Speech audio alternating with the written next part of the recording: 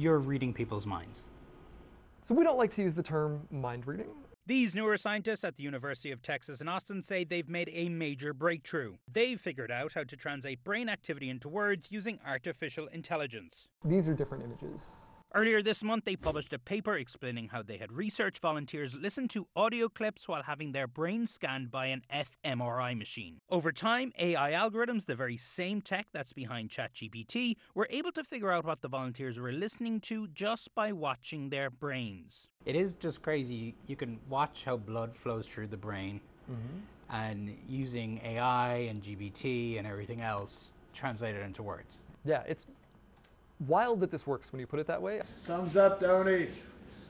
To test it all out, Professor Alexander Hoot and I had our brains scanned while listening to parts of the Wizard of Oz audiobook. Imagine if I only had a brain. Big brain. Yeah. Like obnoxiously big. All right, Donnie, we have a picture of your brain. I have a brain. Yep, it looks good.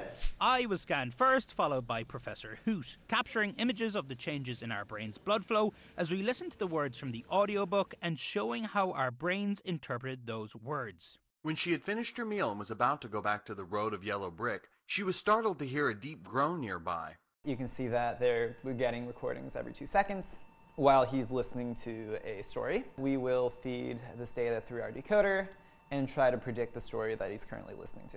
The next morning, the results were in. Okay, so it's been 24 hours since we got our brain scanned. You can confirm I have a brain. Absolutely. Brilliant. So we were able to decode some stuff from my brain, not so much from yours. So this is one from my brain. This is from The Wizard of Oz. So on the left side is the actual words that I heard. When she had finished her meal and was about to go back to the road of yellow brick, she was startled to hear a deep groan nearby. And the decoded version of this is on the right. It's, I was about to head back to school and I hear this strange voice calling out to me. So it gets some things right. So this like was about to go back, was about to head back. It completely misses some things, like the road of yellow brick versus school. But then it gets this this nice kind of example. So she hears something, and then instead of a deep groan nearby, it said a strange voice calling out to me. It means something related, even if it's not exactly the right words. Still pretty incredible to think that was about to head back as something that just by scanning your brain. Yeah. I think that's one of the things that's really surprising to us about this. It can get things like that. It can get these entire phrases of exact words.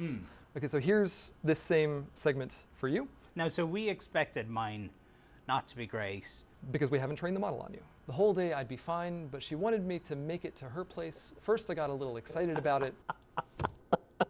The reason it wasn't able to decode my brain was because the technology currently needs people to sit in the fMRI machine for more than 16 hours, so the AI models can train on specific people's brains. Are we going to live in a world where, you know, I can walk by somebody on the street and they'll be able to hold something up to my head and they'll know what I'm thinking? Currently, we're very far from that. That might also never be possible. We can't completely rule it out, but as far as we know, that certainly won't be possible in the next few decades. The real potential application of this is actually helping people who are unable to speak without them needing to get neurosurgery. Now we have this like snapshot of the brain. And Jerry Tang explained how they used OpenAI's GPT large language model to help decode the brain.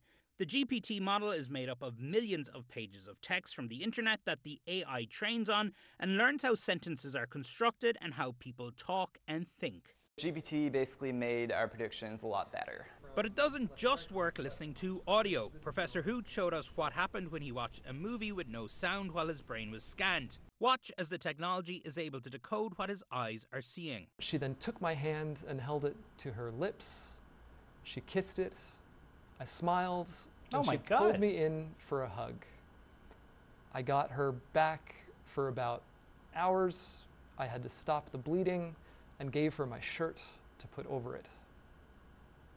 It's pretty good. I don't know, it's a pretty good description of what was happening here. Wow. Should we be scared by the work people like you are doing? We think it's really important to continually evaluate the implications of brain decoding and also to start thinking about enacting policies that protect mental privacy and regulate what brain data can be used for.